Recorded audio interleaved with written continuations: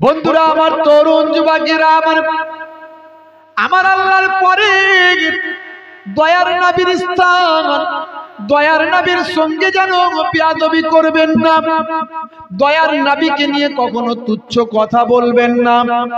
অনেক বক্তা আলেম বেরিয়েছে, মাওলানা বেরিয়েছে, বড় বড় শায়েখ বেরিয়েছে, মুফতি বেরিয়েছে, বড় বড় মুহাদ্দিস বেরিয়েছে, কত বক্তা বেরিয়েছে।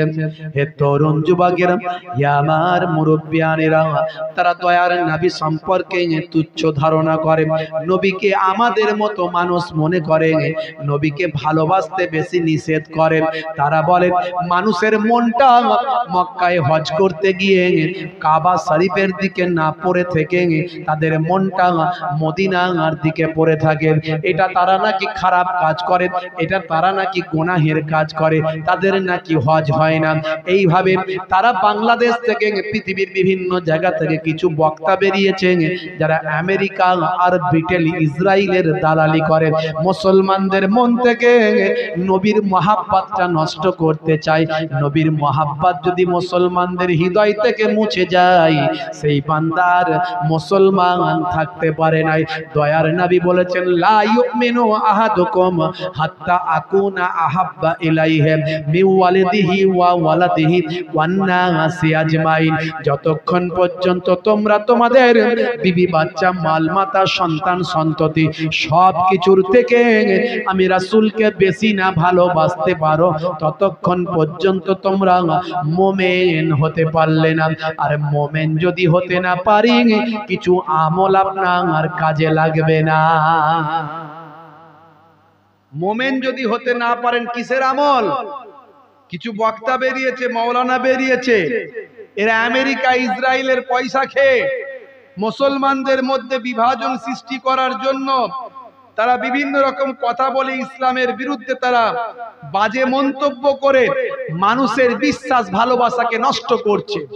বিশেষ করে বাংলাদেশ থেকে আমাদের কাছে চলে আসছে ইন্টারনেটে খবর, আমাদের দেশের ছেলেদেরও মাথা খারাপ, বুঝতে পারছেন ভাইরা আমার, তরুণ যুবকেরা আমার, মুরব্বিয়ানেরা আমার, একটা বক্তব্য প্রচন্ড ভাবে ঘুরপাক খাচ্ছে, আপনারা দেখেছেন ইন্টারনেটে ভাইরাল। বাংলাদেশের একজন খ্যাতনামা বক্তা, নাম হলো শেখ আহমদুল্লাহ। শেখ আহমদুল্লাহ সাহেব বক্তা হিসাবে ভালো, আলেম হিসাবে ভালো, কিন্তু তিনি যে বক্তব্যটা দিয়েছেন সেটা যদি উইথড্র না করেন, তাহলে কিন্তু তিনি কখনোই তাকে গ্র্যান্ট করা যেতে পারে না, কখনোই গ্র্যান্ট করা যেতে পারে না।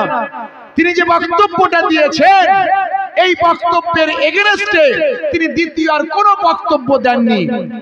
অনেক বক্তারা তার বিরোধিতা করেছে, অনেকে তার পক্ষে বলছেন। আমি তাকে একজন ভালো মানুষ, আমি তাকে একজন ভালো বক্তা, ভালো আলেম হিসাবে জানি, কিন্তু তার নবী প্রেম, রাসূল প্রেম কতটা আছে এটা নিয়ে প্রশ্ন চিহ্ন তৈরি হয়ে যায়। কারণ তিনি যে কথাটা বলেছেন, তিনি বলেছেন 40 বছর বয়সের পরে নবী পাক নবী হয়েছেন, তার আগে তো নবী ছিলেন না। বলুন না নাউজুবিল্লাহ। এই কথাটা নিয়ে তাহেরি সাহেব, মুফতি গিয়াসউদ্দিন তাহেরি, তিনিও ভালো আলেম, কিন্তু তার কিছু গন্ডগোলও আছে, বুঝতে পারছেন, ভালো আলেম কিন্তু কিছু গন্ডগোল আছে। নবী প্রেমিক, নবীর প্রেম তাদের অনেক বেশি আছে, তার কথাবার্তায়, তার ব্যবহারে, তার চালচলনে নবী প্রেম ফুটে ওঠে। কিন্তু কিছু ভাই আমার কথাবার্তা, কিন্তু কাজ তাদের গন্ডগোল। দেখবেন জেকের যখন করছে, সে লাফিয়ে লাফিয়ে এমন জেকের হচ্ছে, হেলে তুলে কি সব ভাষাগুলো বলে, মাঝে মাঝে মোবাইলে দেখায় আমাকে, আছি রে আছি তাহেরি ভাই, ওরে আছি রে জেকেরের মাঝখানে চলছে। বুঝতে পারছেন? আর হু হা হু হা হু হা কি আওয়াজ দিচ্ছে বোঝা মুশকিল। তার এমন জেকের করছে, পেছনের লোক সামনের লোক লাফিয়ে একদম খুঁটি মুটি উঠে, চালে মালে উঠে, কোথায় গাছের ওপর দিয়ে ডিগবাজি খেয়ে, মাথা খারাপ, বলছে বসেন বসেন বইসা যান, হাইবার আলী বইসে যান। বুঝতে পারছেন? বলে না বলে না। এইগুলো কিছু কিছু তাদের খারাপ আছে, যেগুলো আমাদের দৃষ্টিতে ফুরফুরা শরীফ আমাদের মুজাদ্দিদুজ্জামান দাদা হুজুর কেবলা রাহমাতুল্লাহ আলাইহি যে জিকির শিখিয়েছেন সেই জিকিরের বাইরে চলে যায় এগুলো। কিন্তু তাদের নবী প্রেম অনেক আছে, রাসূল প্রেম, রাসূলের বিরুদ্ধে কোন রকম কটূক্তি এগুলো তারা সহ্য করে না। খুব গন্ডগোল চলছে, এমনকি মামলা পর্যন্ত হয়েছে। 48 ঘন্টার আলটিমেটাম তারা দিয়েছিলেন যে ভাষাটাকে কথাটাকে উইথড্র করতে হবে। পক্ষে বিপক্ষে অনেকে কথা বলছেন, দীর্ঘদিন ধরে কয়েকদিন ধরে তারা চলছে এই সব বিষয়গুলো। আমি অবাক হয়ে যাই একজন জ্ঞানী মানুষ, ভালো আলেম, তিনি একবারও কি বললেন না, তিনি একবারও কি বলতে পারতেন না যে আমি এভাবে বলতে চাইনি? 40 বছরের পরে তিনি স্বীকৃতি পেয়েছেন, কিংবা 40 বছরের পরে তিনি সানাদ প্রাপ্ত হয়েছেন, তার সানাদ হলো কোরআন মাজিদ। তার আগেও তিনি নবী ছিলেন, আর 40 বছরের পর থেকে নবুয়তির দায়িত্ব নিয়ে তিনি কাজ করতে শুরু করেছেন। এভাবে ক্লিয়ার করলে পৃথিবীর মানুষের কাছে বিষয়টা ক্লিয়ার হয়ে যায়। কিন্তু সেটা না করে তিনি অন্য কথা বলছেন। তাহেরি সাহেব তার বিরুদ্ধে মামলা করেছেন, তাকে আলটিমেটাম দিয়েছেন, তার বিরুদ্ধে বক্তব্য দিয়েছেন। তাই তাহেরি সাহেবের উইক পয়েন্ট গুলো বের করতে হবে। আরে উইক পয়েন্ট তো তার কিছু আছে, কিন্তু তিনি যে প্রশ্নটা করেছেন সেই প্রশ্নের উত্তর দিলেই তো ঝামেলা মিটে যায়। সেই প্রশ্নের উত্তর তো দিচ্ছেন না। আজকে তার পক্ষে বিপক্ষে, ইনার পক্ষে বিপক্ষে, এই কি চলতে থাকবে নাকি? সাধারণ মানুষ মিলিয়ন মিলিয়ন ভিউ, মানুষ এইসব নিয়ে ব্যস্ত। তাহেরি সাহেবের পক্ষে ভাই আমার কোন এক বক্তা বলছেন, ভাইরা আমার ওই সাদিকুর রহমান আজহারি সাহেব বলছেন, আরো অন্য আলেমরা বলছেন, কড়া কড়া কথা বলছেন, একে অপরের বিরুদ্ধে কটূক্তি করছেন, ব্যক্তিগত বিষয়গুলো নিয়ে মানুষের কাছে হেয় প্রতিপন্ন, ইওর বিরুদ্ধে ওর বিরুদ্ধে, ইনিও বাজে কথা মন্তব্য, তিনিও বাজে কথা মন্তব্য। এটা আলেমদের চরিত্র হতে পারে না, এটা বক্তাদের চরিত্র হতে পারে না। এক বক্তা আর এক বক্তার বিরুদ্ধে বলবেন, এক আলেম আর এক আলেমের বিরুদ্ধে বলবেন, এক আলেম আর এক আলেমকে ব্যক্তিগতভাবে সমাজের মানুষের কাছে হেয় প্রতিপন্ন করবেন। এগুলো কখনো ঠিক নয়। মাসালাগত ইখতিলাফ আসতে পারে, আপনার বোঝার ক্ষেত্রে তারতম্য হতে পারে, সেই ব্যাপারে আলোচনা আসতে পারে। বন্ধুরা আমার, তরুণ যুবকেরা আমার, মুরব্বিয়ানেরা আমার, এই যে বক্তাগুলো স্টেজে উঠে গালমন্দ করে, মাঝে মাঝে দেখবেন বক্তা বলছে হারামখোর। আরে হারামখোর বলবো কেন? তুমি জানো সে হারাম খায় কিনা? কেন তাকে হারামখোর বলবে? বক্তা বলছে হারামজাদা। হারামজাদা বলবে কেন? তার বাপ মা কি হারামি, মানে হারামের সন্তান তৈরি করেছে?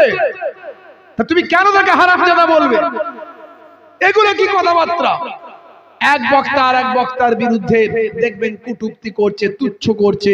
বন্ধুরা আমার, তরুণ যুবকেরা আমার, আমার দয়ার নবী 40 বছরের আগেও নবী ছিলেন। জোরে বলুন সুবহানাল্লাহ। জোরে হবে না সুবহানাল্লাহ? এত কথার তো দরকার নাই। তিরমিজি শরীফের হাদিস, সিয়াসিত্তা হাদিস, এই প্রশ্ন আমার আপনার জানার দরকার নাই। এই প্রশ্ন তো সাহাবায়ে কিরাম দয়ার নবীকে করেছিলেন। ক্বালু ইয়া রাসূলুল্লাহ, ক্বালু ইয়া রাসূলুল্লাহ, তারা বলেছিল ইয়া রাসূলুল্লাহ মাতা ওয়াজাবাত লাকান নবুওয়াত। তিরমিজি শরীফের হাদিস, আল্লাহর নবী আল্লাহ রাসূলকে সাহাবীরা বললেন মাতা ওয়াজাবাত লাকান নবুওয়াত, হে আল্লাহর নবী আপনি কখন থেকে আপনার উপর নবুয়াত এসেছে, নবুয়াত ওয়াজিব হয়েছে, নবুয়াত লাভ করেছেন, কখন থেকে আপনি নবুয়াত পেয়েছেন, কখন থেকে আপনি নবী হয়েছেন? জোরে বলুন সুবহানাল্লাহ। এ তো নবী পাককে সাহাবারা জিজ্ঞাসা করেছেন। এ তো আমার আপনার প্রশ্ন এখন করার দরকার নাই। যত বড়ই আলেম হই না কেন, যত বড়ই মুফতি হই না কেন, যত বড়ই বক্তা হই না কেন, যত বড়ই পণ্ডিত হই না কেন, ইবলিস শয়তানের থেকে বড় পণ্ডিত কেউ ছিল? ছিল? তাকে ফারিস্তাদের টিচার করা হয়েছিল, টিচার অফ মালাইকা, টিচার অফ মালাইকা। ফারিস্তাদের টিচার বানানো হয়েছিল, মুআল্লিমুল মালাকুত করা হয়েছিল। সেই ফারিস্তাদের টিচার হয়েও এত জ্ঞানী, এত পণ্ডিত, এত আলেম, এত বড় আমল, তার এত আমল, সে কি করেছিল? বেয়াদবি করেছিল। কার সঙ্গে বেয়াদবি করেছিল? আদম নবীর সঙ্গে বেয়াদবি করেছিল। আল্লাহ বলেন উসজুদু লি আদম, आदम को सिजदा करो, फसजदू, सबने सिजदा किया इल्ला इब्लिस, ইবলিস ছাড়া। ইবলিস করলো না, সে যুক্তি দিল। কি বললো? তার যুক্তি। এখন কিছু মানুষ যুক্তি দেয় না, এটা যুক্তি, ওটা যুক্তি, সেটা যুক্তি। সব জায়গায় যুক্তিতে মুক্তি নাই। যদি থাকতো তাহলে ইবলিস শয়তান যুক্তিতে মুক্তি পেত। ইবলিস শয়তান বলেছিল খালাকতাহু মিন তিন, আপনি তাকে মাটি থেকে তৈরি করেছেন। খালাকতানি মিন নার, আমাকে আগুন থেকে তৈরি করেছেন। আনা খাইরুম মিনহু, मैं उससे बड़ा हूं, আমি ওর থেকে ভালো, আমি ওর থেকে বেটার। আই বেটার দ্যান হিম, আমি তার থেকে ভালো, তার থেকে বেটার। কারণ তাকে আপনি মাটি থেকে তৈরি করেছেন আর আমাকে আগুন থেকে তৈরি করেছেন। আল্লাহ বললেন তোমার যুক্তি ভালো, কিন্তু যুক্তিতে মুক্তি নাই। আবা ওয়াস্তাকবারা ওয়া কানা মিনাল কাফিরিন, তুমি তাকাব্বর করলে, অহংকারী করলে, এই অহংকার করে কাফেরদের অন্তর্ভুক্ত হলে। তাহলে আদম নবীর সঙ্গে বেয়াদবি করে ইবলিস শয়তান কাফেরদের অন্তর্ভুক্ত হয়েছিল। যারা আমার নবীর সম্পর্কে বেয়াদবি করে তারা কাদের অন্তর্ভুক্ত হবে? ইবলিসের চাচাতো ভাইয়ের অন্তর্ভুক্ত হবে। কথা ঠিক না ভুল? জোরে বলেন, কথা ঠিক না ভুল? কিছু মৌলবী বেরিয়েছে, তারা বলছে নবীর নাম আছে কালেমায়, তা কালেমা একসঙ্গে লেখা যাবে না। শুনেছেন নিশ্চয়, ওই বাংলাদেশ থেকে তৈরি হয়েছে নামি দামি বক্তা, বড় বড় আলেম। নামের শুরুতে শায়েখ, নামের শেষে কোথায় ভাই আমার কত রকমের ডিগ্রি, অনেক বড় বড় আলেম। নবীর নাম নাকি কালেমা থেকে বাদ দিতে হবে, কালেমা নাকি একসঙ্গে পড়া যাবে না, কারণ দয়ার নবীর নাম আছে। ওরে মৌলবী, যত বড়ই পণ্ডিত হও না কেন, তোমার মনে যদি নবীর মহাব্বত না থাকে, দয়ার নবী বলছেন সব থেকে বেশি আমি রাসূলকে ভালোবাসতে হবে। যতক্ষণ না ভালোবাসতে পারো ততক্ষণ পর্যন্ত মুমিন হতে পারলে না। মুমিন যদি না হতে পারো, কিসের আমল, কিসের ইবাদত? তোমরা নবীর নামটাকে কোথা থেকে বাদ দেবে? আজানের সুরে সুরে নবীর নাম, জান্নাতের দরজায় দরজায় নবীর নাম, আরশে আজিমে নবীর নাম, জান্নাতের দরজায় দরজায় নবীর নাম। হে তরুণ যুবকেরা, দয়ার নবীর নামকে কেটে বাদ দিতে পারবে না, কারণ আমার আল্লাহ স্বয়ং দয়ার নবীর নামটা নিজের নামের সঙ্গে যুক্ত করেছে। জোরে হবে না? জোরে হবে না?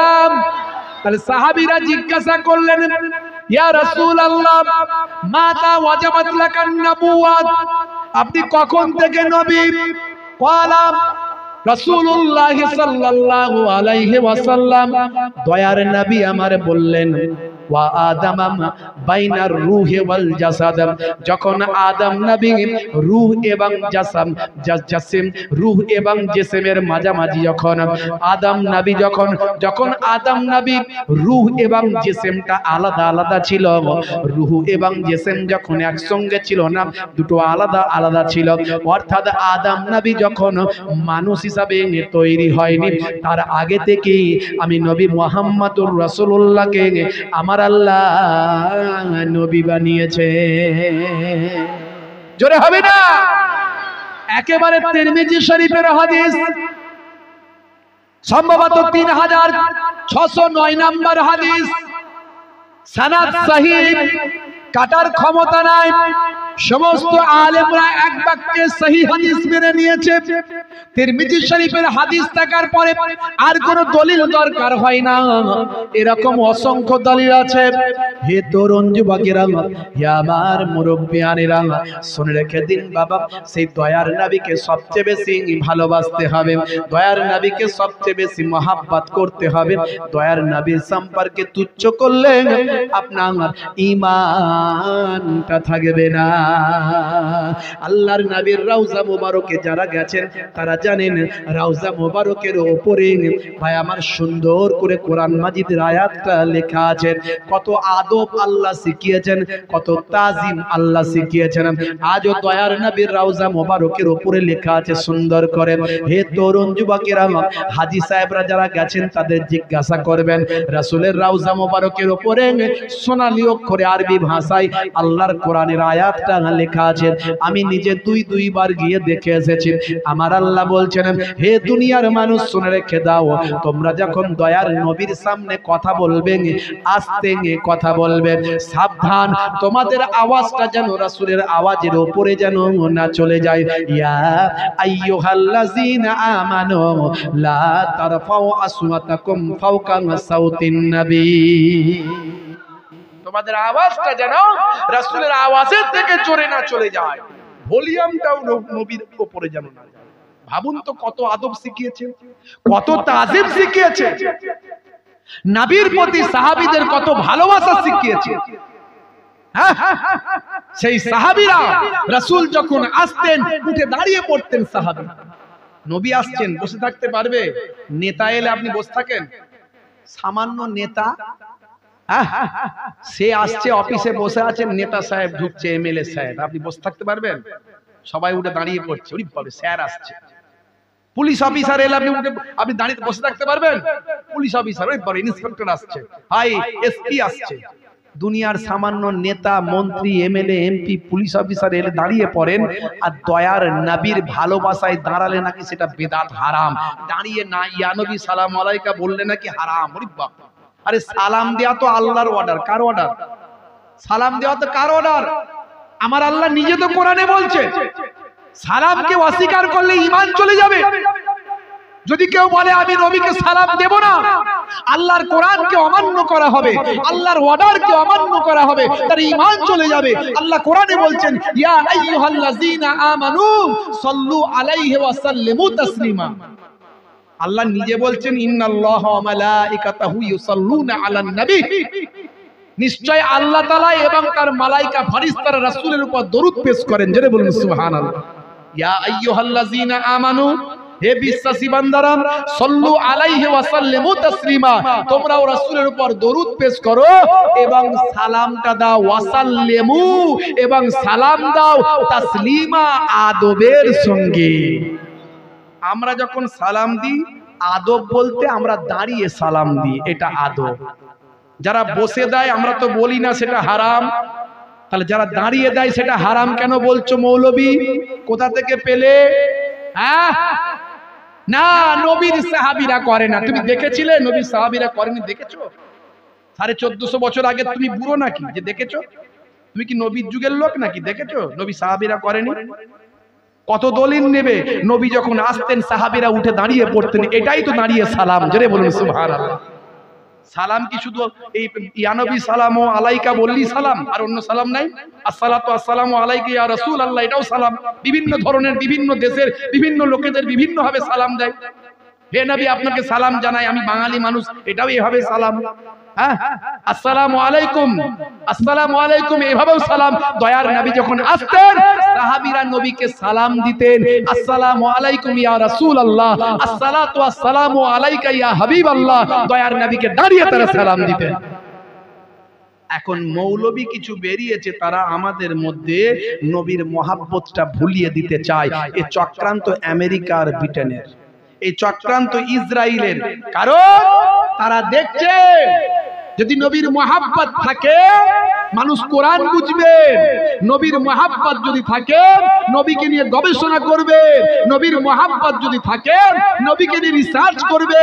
আর নবীকে যে রিসার্চ করবে, নবীকে নিয়ে গবেষণা করবে, যে নবীকে ভালোবেসে ফেলবে সে নবীর শিষ্য না হয়ে থাকতে পারবে না। তার মানে সে ঈমানদার হয়ে যাবে। বন্ধুরা আমার, তরুণ যুবকেরা আমার, হে আমার মুরব্বিয়ানেরা, শুনে রেখে দিন বাবা, জেনে রেখে দেন হে মুসলমান, হলিউডের একজন বিখ্যাত ফিল্ম স্টার নাম হলো মিস্টার ডিউ ডেভিস। যারা কলকাতায় থাকেন, হে তরুণ যুবকেরা, যারা কলকাতায় থাকে, সিনেমা জগতে কাজ করে, তাদের বলা হয় টলিউডের নায়ক নায়িকা। ইন্টারনেট সার্চ করবেন, তথ্য নেবেন, জানতে পারবেন। তথ্য আমার কাছে আছে বন্ধুরা আমার। যারা বোম্বাই থাকে, যারা বোম্বাই থেকে সিনেমা জগতে কাজ করে, নায়ক নায়িকা হয়, তাদের বলা হয় বলিউডের নায়ক নায়িকা। আর যারা ইংল্যান্ডে থাকে, ইংল্যান্ডে থেকে যারা আমার সিনেমা জগতে কাজ করে, নায়ক নায়িকা হয়, তাদের বলা হয় হলিউডের নায়ক নায়িকা।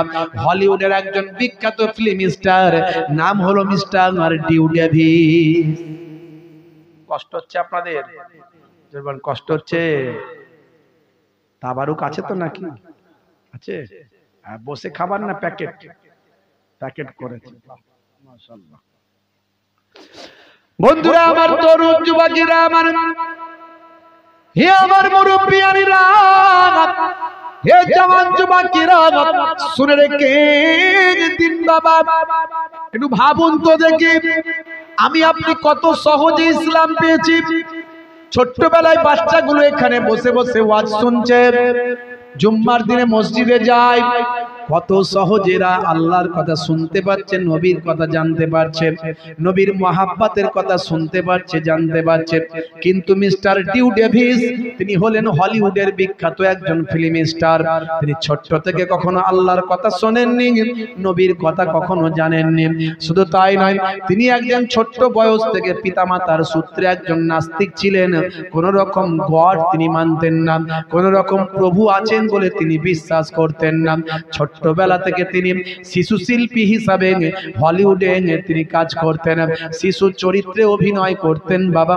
হে তরুণ যুবকেরা, কিন্তু ছোট্টবেলা থেকে তিনি একজন মেধা সম্পন্ন মানুষ ছিলেন, একজন বুদ্ধিমান বাচ্চা ছিলেন। ছোট্টবেলা থেকে হলিউডের সিস্টেম হলো, বাচ্চা যদি অভিনেত্রী অভিনেতার বাচ্চা যদি ছোট হয়, তাদের একটা অর্থ কেটে কেটে বাচ্চার জন্য রাখা হয়, পিএফ এর টাকার মতো জমিয়ে জমিয়ে রাখা হয়।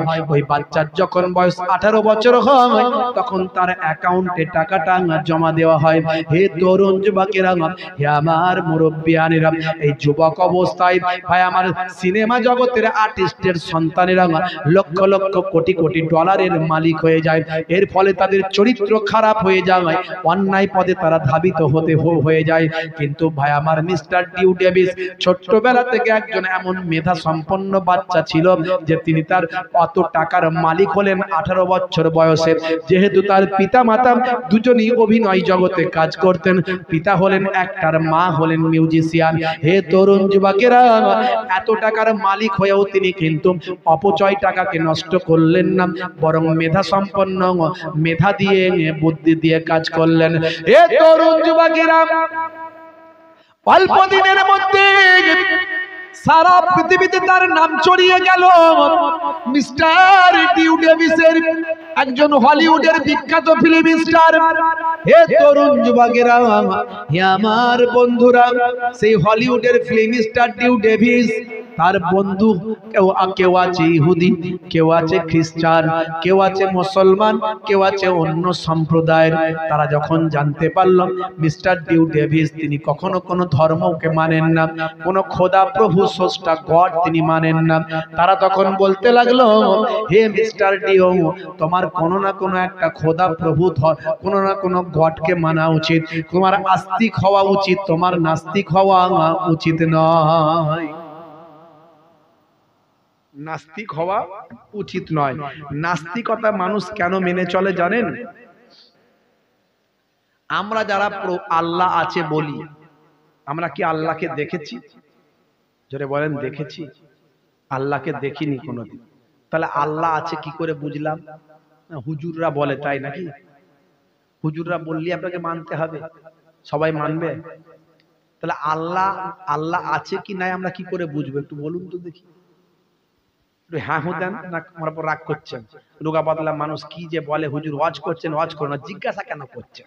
আছে না? না হুজুর জিজ্ঞাসা কিছু করবেন, খালি ওয়াজ করার মালিক ওয়াজ করে দিয়ে বেরিয়ে যাবে। একটু হ্যাঁ হু দিলে ভালো লাগবে। বলেন আল্লাহ যে আছেন তার প্রমাণ কি? কিছু প্রমাণ দিতে পারবেন? বলে হুজুর আকাশ তো মানুষ তৈরি করেনি, আল্লাহই করেছে। জমিন, সূর্য, চাঁদ, সমুদ্র এ তো মানুষ তৈরি করেনি, আল্লাহই করেছে। আচ্ছা মেনে নিলাম যে এগুলো আল্লাহ তৈরি করেছে। রাজার আগে রাজা, নেতার আগে নেতা, জমিদারের আগে জমিদার, হ্যাঁ, দারোগার আগে দারোগা, মন্ত্রীর আগে মন্ত্রী, মুখ্যমন্ত্রীর আগের মুখ্যমন্ত্রী, প্রধানমন্ত্রীর আগে প্রধানমন্ত্রী, রাষ্ট্রপতির আগে রাষ্ট্রপতি। তা আল্লাহ যে করেছে সবকিছু, আল্লাহকে কে সৃষ্টি করেছে বলো? কোন উত্তর আছে আপনার কাছে? নাস্তিকরা বলে তোমরা যে আল্লাহ আল্লাহ করো, ভালো করে উত্তরটা শুনে রাখুন। তোমরা যে আল্লাহ আল্লাহ করো, আচ্ছা বলো তো দেখি সবকিছু আল্লাহ সৃষ্টি করেছে, আল্লাহকে কে সৃষ্টি করেছে?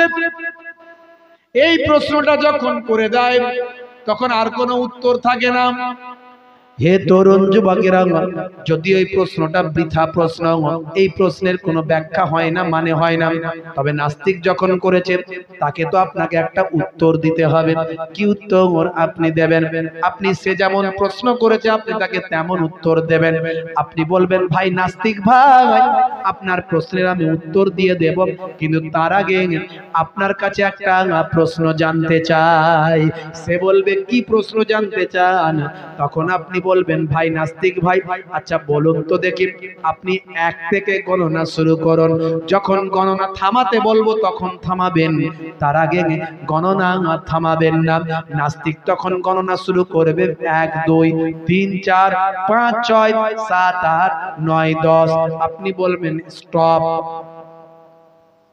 ও নাস্তিক ভাই, এই যে তোমাকে স্টপ বললাম, তুমি স্টপ হয়ে গেলে, আবার যখন স্টপ বলবো তখন স্টপ হবে।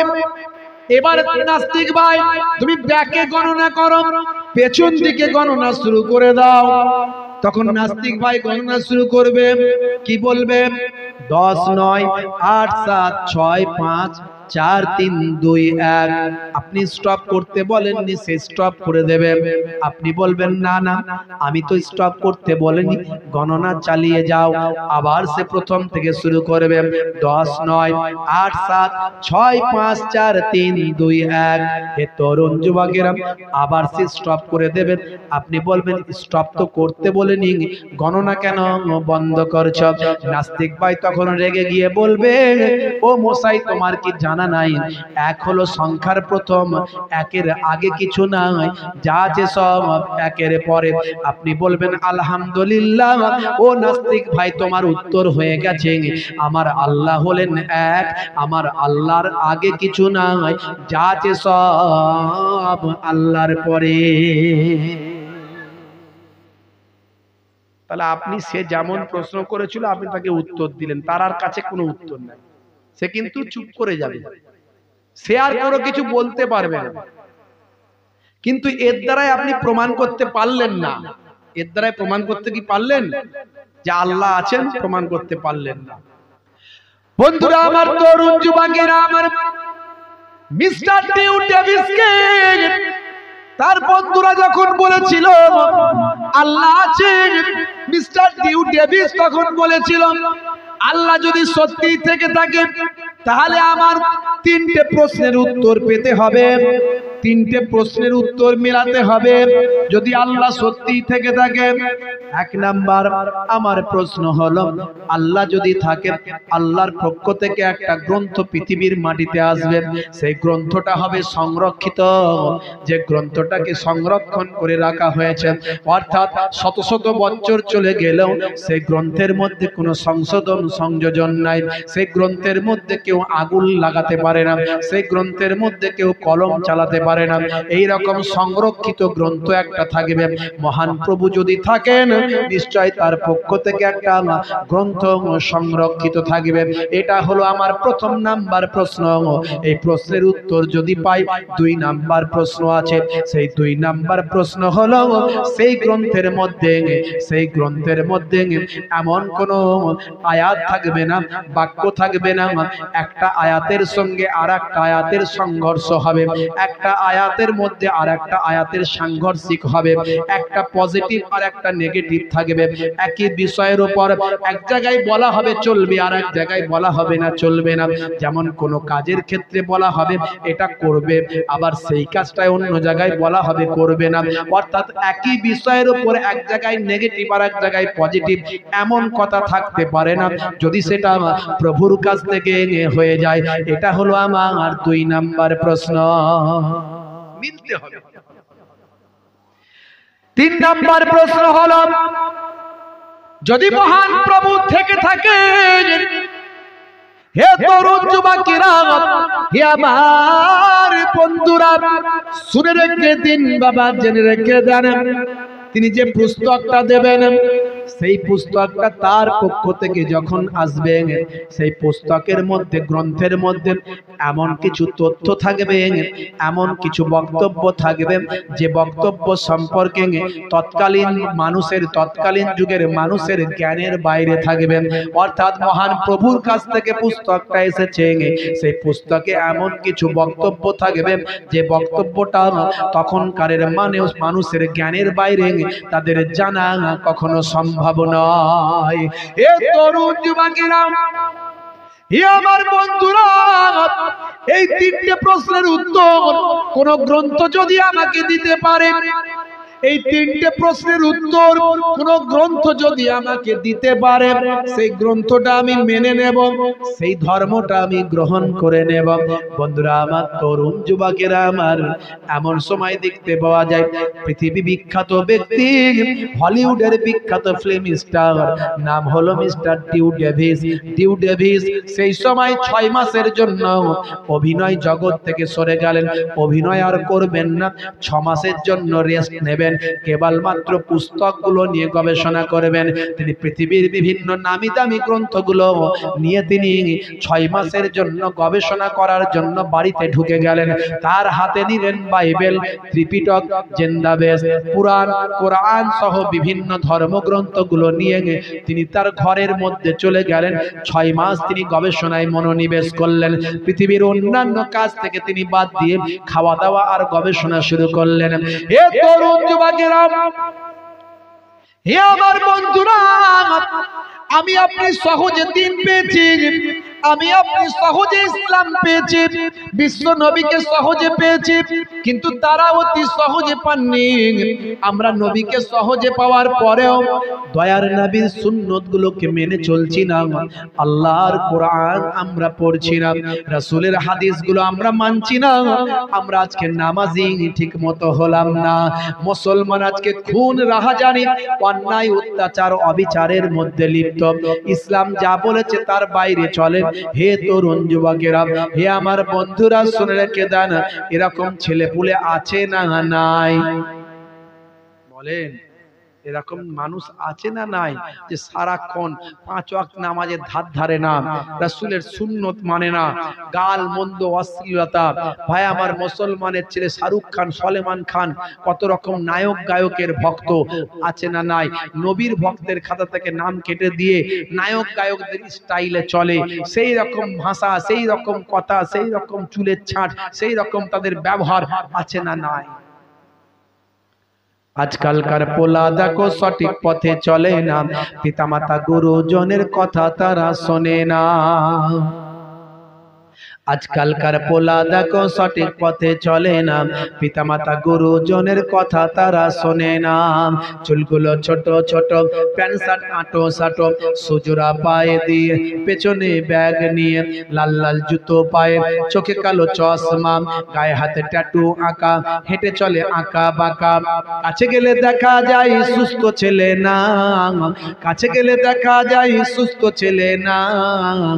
তিরঙ্গার দুর্গন্ধে টেকা যায় না, তিরঙ্গার দুর্গন্ধে টেকা যায় না।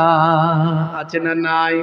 মুসলমানের ছেলে শাহরুখ খানের ভক্ত, হাতে বালা, কানে দুল, মাথার পিছনে ছুচালো চুল, বলছে তোরা যা করছিস পল্টু, তোরা সব করছিস ভুল।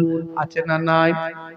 ভাই আমার, গলায় সোনার চেন, হাতের উপর আংটি, তারপরে মোটা আংটি, 4 আনা জায়েজ, 4 আনার বেশি জায়েজ নয়, হাতে বালা, পায়ে কালো কার, বলছে তোরা দেখছিস কতবার। ওই সর্বনাশ। হে তরুণ যুবকেরা, হে আমার বন্ধুরা, আমার আপনার ঘরের ছেলে আজকে নায়ক গায়কের ভক্ত হয়, আর হলিউডের টপ নায়ক, হলিউডের টপ নায়ক সে কি করছে দেখুন, সে সব কটা কিতাবকে নিয়ে বাড়ির মধ্যে ঢুকে যায়, বাড়ির মধ্যে ঢুকে 6 মাসের জন্য গবেষণা করে।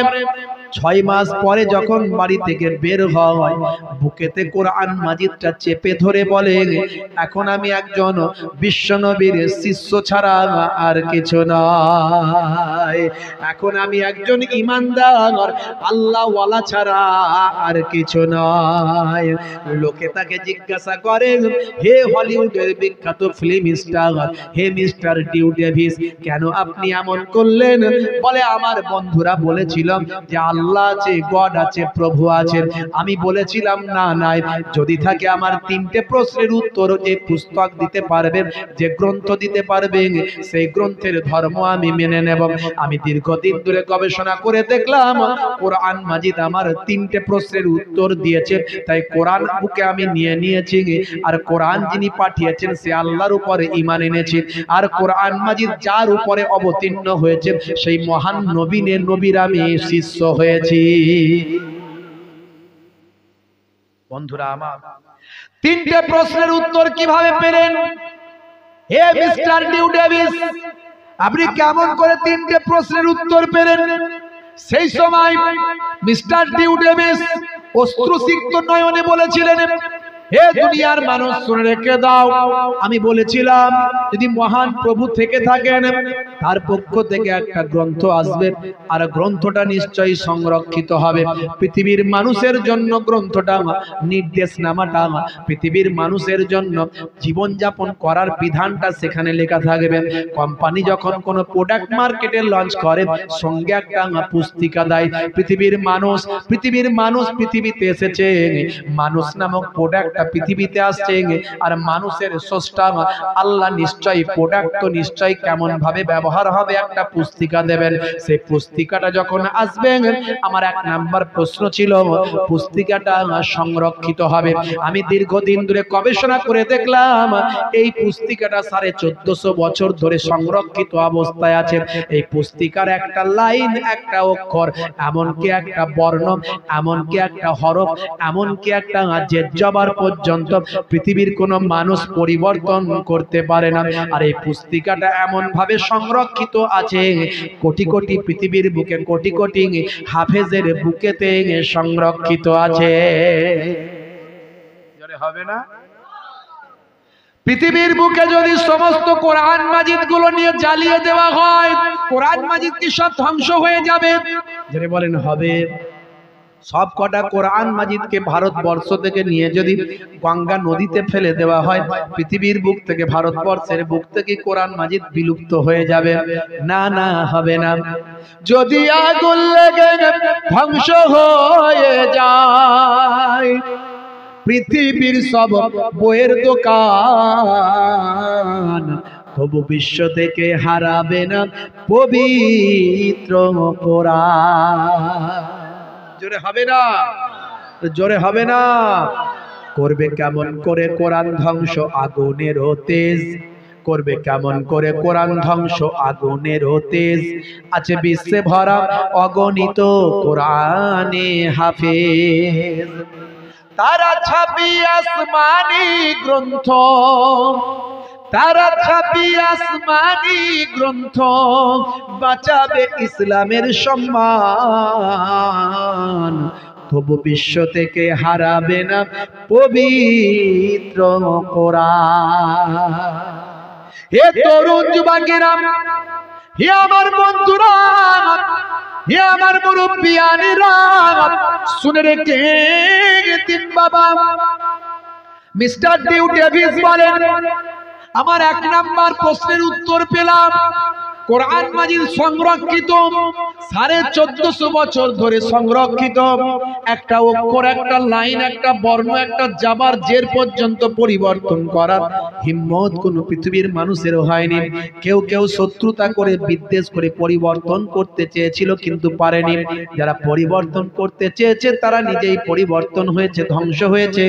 আল্লাহর কোরআন পরিবর্তন হয়নি। শুধু তাই নয়, পৃথিবীর কোটি কোটি হাফেজে কোরআন, তাদের বুকেতে আল্লাহর কোরআন সংরক্ষিত। এটা হলো আমার 1 নাম্বার সূত্র, মিলে গেল। 1 নাম্বার প্রশ্নের জবাব হলো। 2 নাম্বার প্রশ্নে আমার কি ছিল? 2 নাম্বার প্রশ্ন ছিল, হে দুনিয়ার মানুষ, শুনে রেখে দাও, জেনে রেখে দাও, যদি সেই পুস্তকটা প্রভুর কাছ থেকে হয়, তাহলে সেই পুস্তকের মধ্যে একটা বিষয়ের উপর কোনো নেগেটিভ বা পজিটিভ কথা থাকবে না। যেটা থাকবে সেটা এক ধরনেরই থাকবে। কোনো বক্তব্যের সঙ্গে কোনো বক্তব্য সাংঘর্ষিক হবে না, কোনো বক্তব্যের সঙ্গে কোনো বক্তব্যের লড়াই হবে না। এক জায়গায় সেটা পজিটিভ হিসাবে বলা হয়েছে, আর এক জায়গায় সেটা নেগেটিভ হিসাবে বলা হলো না। মনে করুন, উদাহরণস্বরূপ ভাই আমার, কোথাও বলা হলো মদ খাওয়া হারাম, কোথাও আবার মদ খাওয়া হালাল বলা হলো। এরকম কোন আয়াত কোনদিন বাপের কালে আপনারা শুনেছেন নাকি? কোরআনে আছে? মদ খাওয়া হারাম বলা হয়েছে, কোথাও হালাল বলা হয়েছে। নামাজ পড়তে হবে বলা হয়েছে, নামাজ পড়তে নিষেধ কোথাও করা হয়েছে। তার মানে একটা বক্তব্যের সঙ্গে আর একটা বক্তব্যের লড়াই কোরআনে নাই। কোথাও পজিটিভ, কোথাও নেগেটিভ, এমন নাই। হে তরুণ যুবকেরা, মিস্টার ডিউ ডেভিস বলেন, আমার 2 নাম্বার প্রশ্নের উত্তর পেয়েছি। এতদিন ধরে গবেষণা করে আমি কোথাও এমন কোন কথা পেলাম না। কোরআন মাজিদে 82 জায়গায় নামাজের কথা বলা হয়েছে। ওয়াকিমুস সালাত, নামাজ কায়েম করো, নামাজ প্রতিষ্ঠা করো, তোমরা নামাজটা আদা করো, নামাজটা পড়ো। ওয়াকিমুস সালাত ওয়া আতুজ যাকাত ওয়া আরকাউ মা'আর রাকিন, তোমরা সালাতটা আদায় করো, যাকাতটা প্রদান করো, আর রুকুকারীদের সঙ্গে তোমরা রুকুটা করো। অর্থাৎ যেখানে থাকো না কেন, যেখানে যে মুহূর্তে থাকো না কেন, তোমরা মসজিদে গিয়ে জামাতে নামাজ পড়ো। জামাতে নামাজ পড়ার নির্দেশটা কার? জোরে বলেন কার? জামাতে নামাজ পড়ার নির্দেশটা কার? জোরে বলেন আল্লাহর। চাচাও ছুটছে, ছাগলও ছুটছে, চাচাও ছুটছে, ছাগলও ছুটছে। ছাগল ছুটে ছুটে মসজিদে, আসরের নামাজ পড়ে লোকগুলো বেরোচ্ছে। হঠাৎ মসজিদে ছাগল দেখে মুসল্লিরা বলছে, হাট হাট, ছি ছি ছি, ছাগল ঢুকে গেছে, ছাগল ঢুকে গেছে, ইস ইস, ছি ছি ছি। চাচা আমার মসজিদে না ঢুকে মসজিদের সিঁড়িতে দাঁড়িয়ে দাঁড়িয়ে বলছে, হ্যাঁ, তোমাদের কোনো বুদ্ধি শুদ্ধি আছে? বলছে কেন? বলছে একটা অবেলা জানোয়ার ছাগল না হলে মসজিদে ঢুকেছে, ওটা হ্যাট হুট ছি ছা এসব করার কি আছে? ভদ্রভাবে তাড়াতে পারো না? ওর কি বুদ্ধি আছে? ও বুদ্ধি থাকলে কি মসজিদে ঢুকতো? আমাকে কোনোদিন ঢুকতে দেখেছো? চাচার অনেক বুদ্ধি ঢোকেনি, আছে না নাই? এমন অনেক লোক আছে না নাই? হে যুবকেরা, 7 বছর বয়স থেকেই নামাজ পড়তে হবে। 10 বছরে পড়া না পারলে সন্তানকে যেমন শাসন করেন তেমন শাসন করবেন। কানটা মুলে দেবেন, দিয়ে মসজিদে নিয়ে যাবেন। 1 ঘন্টা যদি নামাজে দেওয়া হয়, 12 মিনিট করে সময় লাগে 5 ওয়াক্তের নামাজ পড়তে। 1 ঘন্টা যদি নামাজে দেওয়া হয়, আমার আল্লাহ আপনার 23 ঘন্টা সাকসেসফুল করে দেবেন। আপনি চাকরি করছেন, কাজ করছেন, ব্যবসা করছেন, যাই করেন না কেন, শস্য শ্যামলা ফলমূল যা কিছু করছেন আপনি, ভাই আমার ব্যবসা বাণিজ্য করছেন, আপনি ফসল ফলাদি আপনি ফলাচ্ছেন, যা কিছু করেন না কেন, হে তরুণ যুবকেরা, সবকিছু ভাই আমার সাকসেসফুল করার, আপনার নিয়তটাকে পূরণ করার, আপনাকে সাকসেস করার মালিকটাকে জোরে বলেন কে? আল্লাহ। সে আল্লাহর হুকুম হলো নামাজ, নামাজ ছাড়বেন না। অন্ধ বলেছিল, হুজুর আমি তো অন্ধ মানুষ, আমার জন্য কি জামাতে নামাজ ছাড় আছে? আমি কি বাড়িতে নামাজ পড়তে পারি? আল্লাহর নবী বললেন, হে অন্ধ, তুমি আজান শুনতে পাও? বলে হ্যাঁ। অন্যান্য কাজগুলো করতে পারো আস্তে আস্তে? বলে হ্যাঁ। তুমি যেমন অন্যান্য কাজগুলো আস্তে আস্তে করতে পারো, আজান যেমন শুনতে পারো, আজানটা যখন শুনতে পাবে আস্তে আস্তে টুকটুক করে মসজিদে গিয়ে নামাজটা আদা করবে। নামাজের ক্ষেত্রে জামাতে নামাজে ছাড় নাই। মুসলমানের ছেলে নামাজে যায় না, মসজিদে আছে না নাই?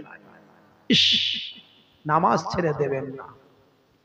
নামাজের ওয়াক্তটা হবে যখনই, মসজিদে চলে যাও তুমি তখনই।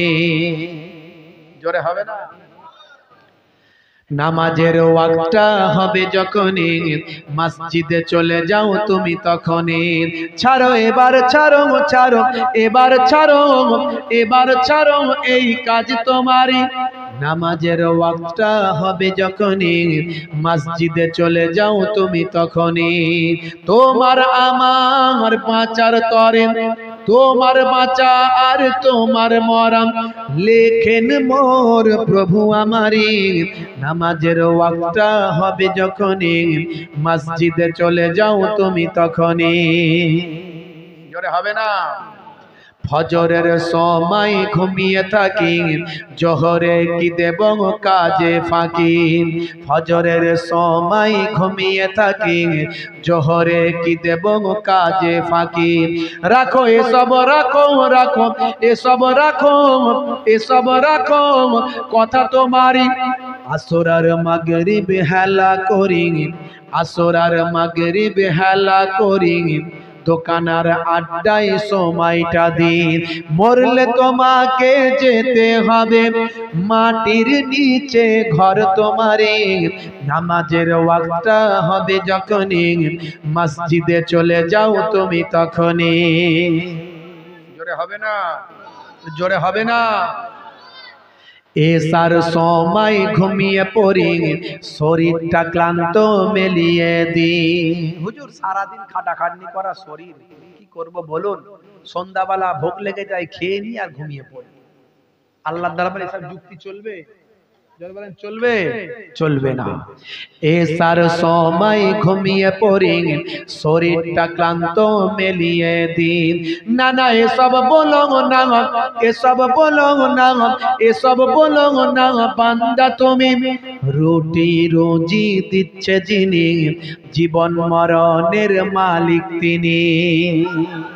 রুটি রুজি দেওয়ার মালিক কে? কাজ করলি হবে নাকি? ইনকাম হবে কাজ করলি? কাজ খারাপ হয়ে গেল, পয়সা দেবে? দেবে না। চাষ করলি ফসল পাবেন, চাষ খারাপ হয়ে গেল, অতিবৃষ্টি অনাবৃষ্টি ঝড় ঝটিকা বন্যা হয়ে গেল, ব্যাস শেষ। তাহলে রুটি রুজি দেওয়ার মালিক কে? বলেন কে? সে আল্লাহর হুকুমটা দিনে 1 ঘন্টা পালন করতে পারবো না, 5 ওয়াক্ত নামাজ পড়লে 1 ঘন্টা, 23 ঘন্টা সাকসেসফুল আল্লাহ করবেন।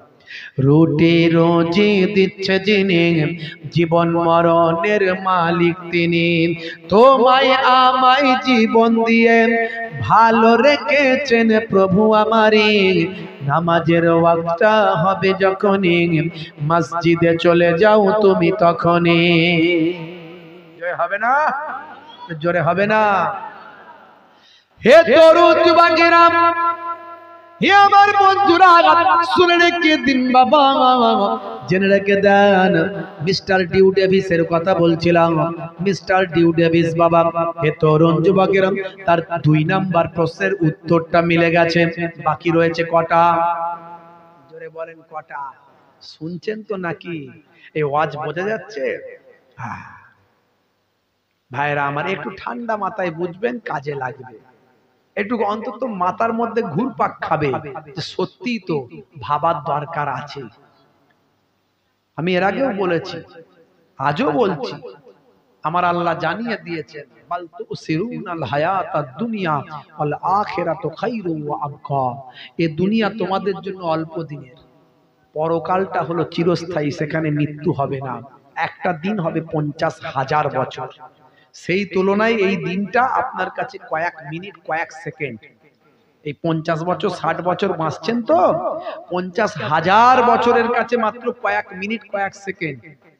একটা স্বপ্নের মতো। আমি প্রথমেই বলেছি আপনাকে, কেন নামাজ ছেড়ে দিয়েছেন? আজ থেকে ওয়াদা করুন নামাজ ছাড়বেন না। আপনি ওয়াদা করুন, তওবা করে নিন, তওবা আল্লাহ কবুল করবেন, জীবনের গুনাহ আল্লাহ মাফ করে দেবেন। আর তওবা করে কাল থেকে মসজিদে চলে যান, কাজা হলে কাজা পড়বেন। নামাজ জানেন না, ইমাম সাহেবের কাছে শিখবেন। ইমাম সাহেব লজ্জা করবেন না, আল্লাহর কাছে লজ্জা চলবে না। জানিনি বললে হবে না, সব জেনেছিলে এটা জানুনি কেন? কাজ কারবার, ব্যবসা বাণিজ্য, চাকরি বাকরি, চাষ আবাদ, হ্যাঁ সব নিজেরটা বুঝেছিলে, জায়গা জমি সম্পত্তি। আর নামাজের বেলায় আল্লাহ জানি না, আল্লাহ বলবে ছাড়বো না, ওসব কথা শুনবো, এই ফারিস্তা যাও নিয়ে যাও। বুঝতে পারছি?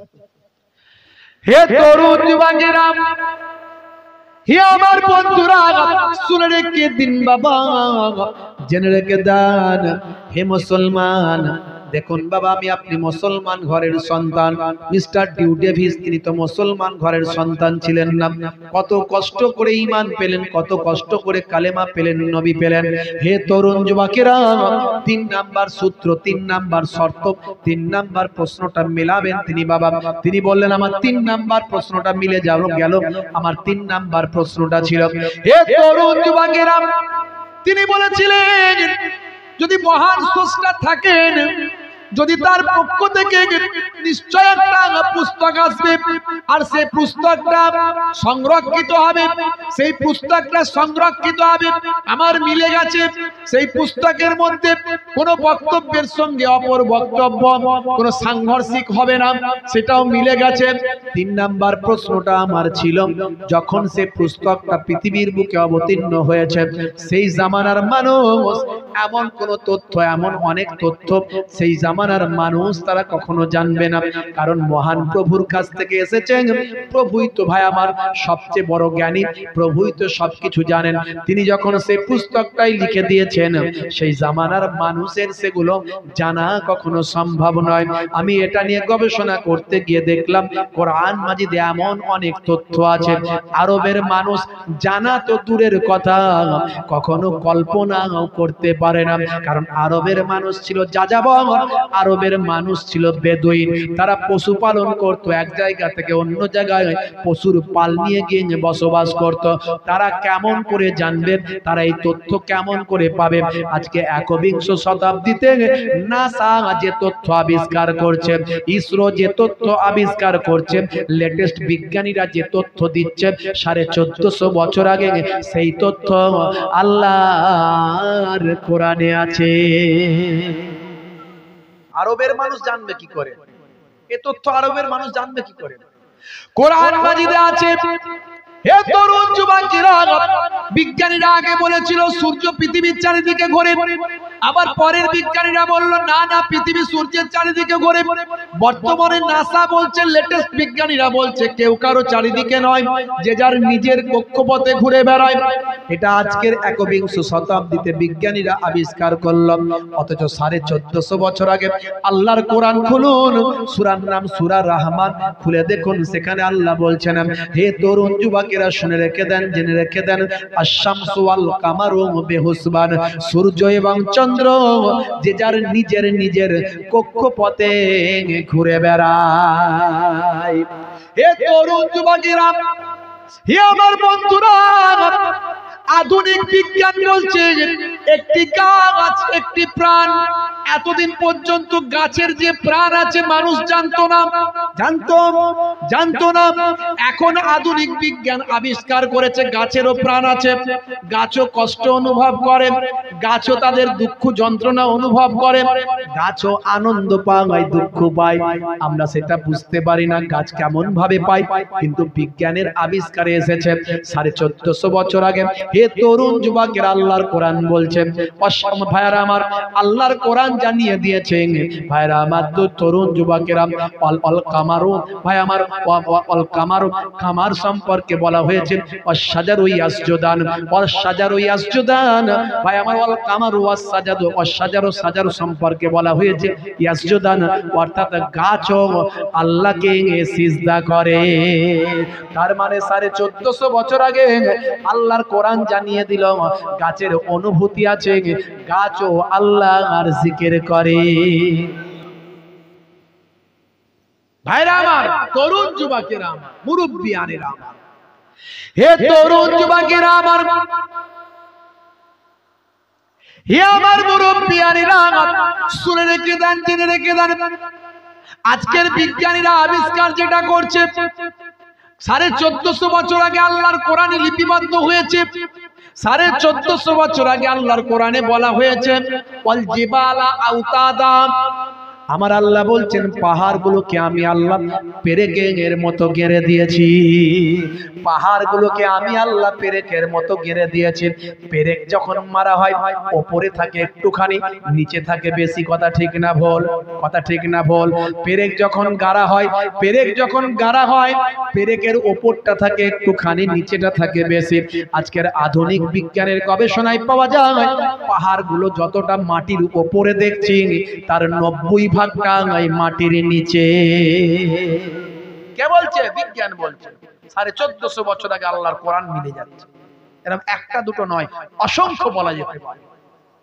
বন্ধুরা আমার, তরুণ যুবকেরা আমার, আমার মুরব্বিয়ানিরা আমার, মিস্টার ডিউ ডেভিস বলেন এই যে তথ্যগুলো আজকের বিজ্ঞান আবিষ্কার করেছে 1450 বছর আগে আল্লাহর কোরআনে লিপিবদ্ধ আছে। আরবের মানুষদের সব তথ্য তো জানার কথা নয়, কারণ তখনকার যুগে ভাই আমার সায়েন্স ছিল না, তখনকার সময় কোনো প্যাথোলজি ছিল না, তখনকার সময় কোনো নাসা ছিল না, ইসরো ছিল না, তখনকার সময় কোনো রকম যন্ত্রপাতি আবিষ্কার হয়নি, কোন রকম ব্যারোমিটার, থার্মোমিটার, কোন রকম ভাই আমার মাইক্রোস্কোপ, স্টেথোস্কোপ, কোন রকম অনুবীক্ষণ যন্ত্র ভাই আমার আতস কাঁচ তখন আবিষ্কার হয়নি। হে তরুণ যুবকেরা, প্যাথোলজি তৈরি হয়নি, আল্ট্রাসাউন্ড হয়নি, এক্সরে মেশিন হয়নি, অথচ এমন অনেক তথ্য আল্লাহর কোরআনে আছে যা আরবের মানুষের জানা কখনো সম্ভব নয়। আমার 3টে প্রশ্নের উত্তর কোরআন মাজিদ দিয়েছে, তাই কোরআন মাজিদ আমি বুকে চেপে ধরেছি। আর কোরআন যিনি সৃষ্টি করেছেন আল্লাহকে মেনেছি, আর দয়ার নবীর উপর ঈমানটা এনেছি। জোরে হবে না?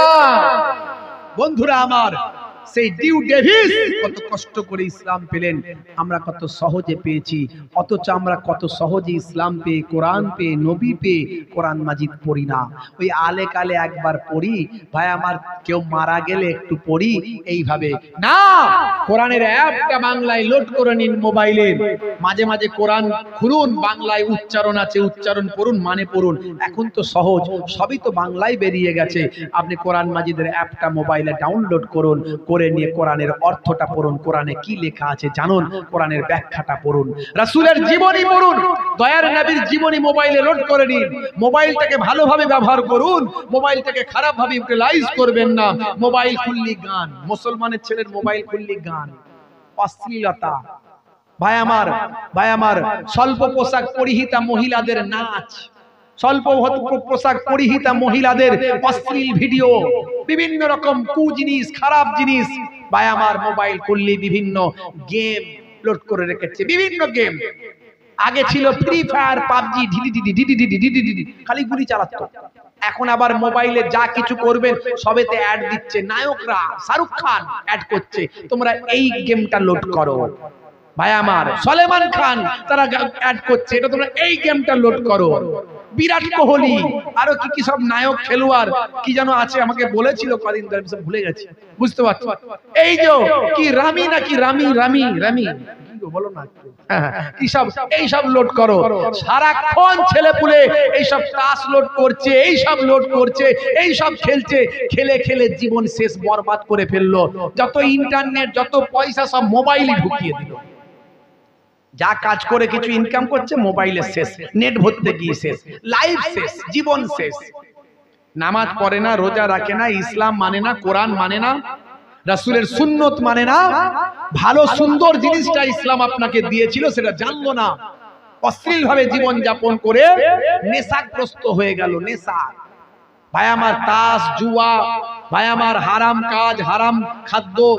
এই যে মোবাইলে নাকি ভাই আমার টিম তৈরি করছে, গেমে বলছে টিম তৈরি করছে, টিম তৈরি করো, কোটি কোটি টাকা যেত।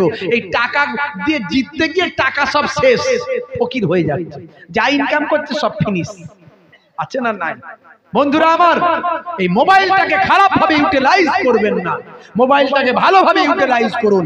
আমি এই জন্য বলি মোবাইলটা হলো মিনি দাজ্জাল। মোবাইলটা হলো মিনি দাজ্জাল। দাজ্জাল আসবে, ঈমান পরীক্ষা করবে, আপনারা জানেন। কিন্তু তার আগে ছোট দাজ্জাল এসে গেছে মুসলমানের ঈমান পরীক্ষা করার জন্য। এই মোবাইলে এমন কোন অন্যায় কাজ নাই যে ছেলেরা করে না।